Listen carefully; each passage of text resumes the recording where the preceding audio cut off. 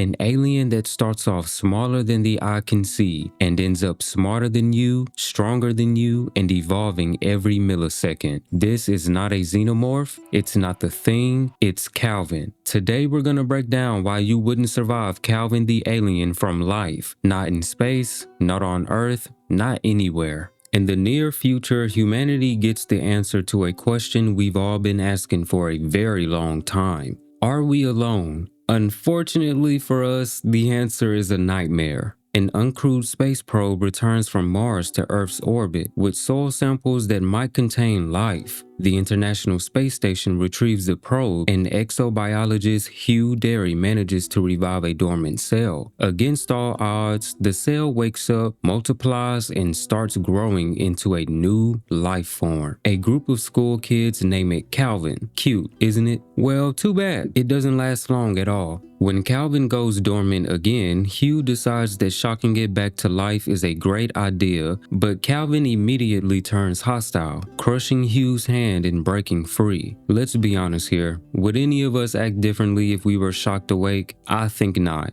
The engineer, Rory Adams, stupidly goes in to save Hugh, but ultimately just ends up trading places with him. He then tries to burn Calvin to death, but it has little to no impact whatsoever. Calvin then brutally forces its way down his throat, and considering what we saw it do to a lab rat beforehand, we can assume it's nothing good going on in there. Even more so, Calvin comes out looking much bigger. From this point, the ISS crew realize they're no longer studying Calvin, they're surviving it.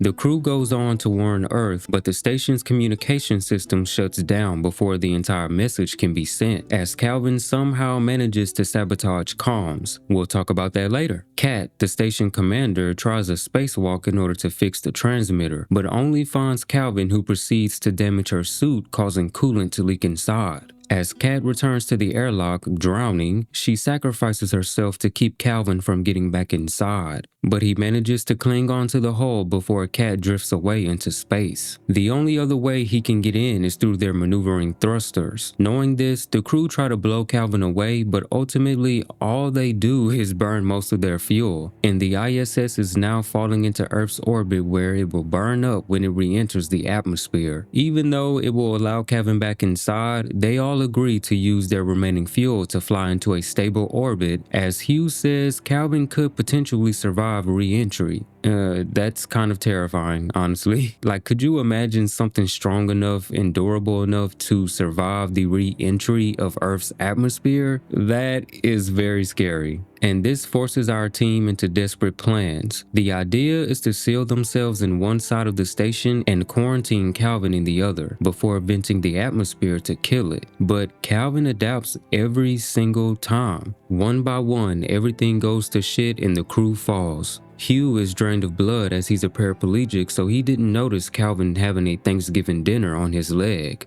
Sho sacrifices himself, leaving David and Miranda to make a final plan. David will bait Calvin into his escape pod and push him into deep space, while Miranda returns to Earth to warn humanity. With that quick recap done, let's go ahead and see why we'd be screwed. First and foremost, Calvin isn't built like anything on Earth. Every single cell in its body is muscle, brain, and sensory organ rolled into one. If you don't see what the issue is, let me put it simple. It means there's no heart, no lungs, no brain to target. Stabbing, shooting, or cutting it does nothing. From what we could see, high fire temperatures had no effect on him, and if that's not enough, it could survive in the freezing cold of space. Every part of Calvin is vital. Its strength and mobility are of no question either. Calvin isn't gigantic, but it doesn't have to be. Its entire body is muscle fibers strong enough to crush bone in seconds. As we see poor Hugh be made an example, it's flexible enough to flatten and slither through the tiniest vents and holes. We see how it really performs in zero gravity though, moving much better than the ISS crew flapping through the station effortlessly. It doesn't stumble,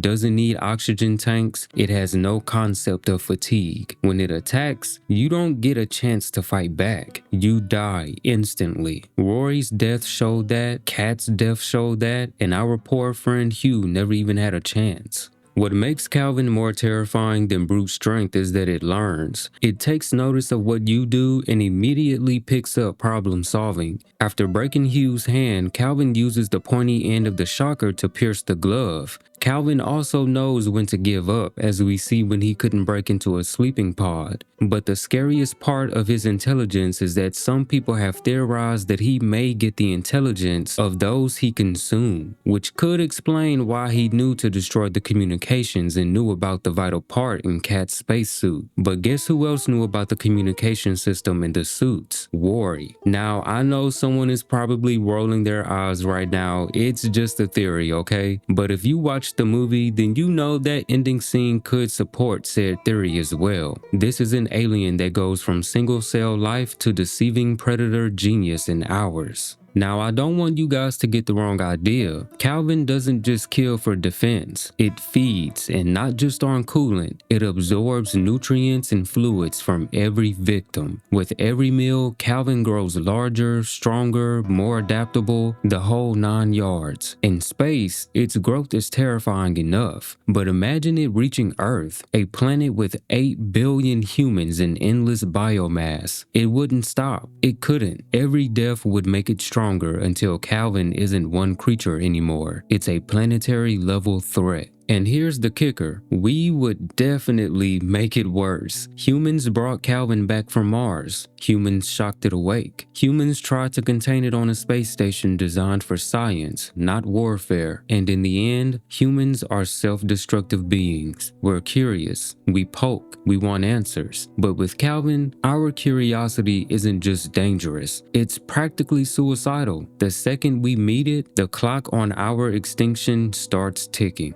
But I want to hear what you guys think. At the end of the day, the only way we could kill this thing is depriving it of oxygen and food. But how could we do that when it'll already be big and physically strong enough to wreck buildings? The best chance we ever had was leaving Calvin on Mars and pretending we never found it. Because once Calvin makes it to Earth, it's not the end of the movie. It's the end of humanity.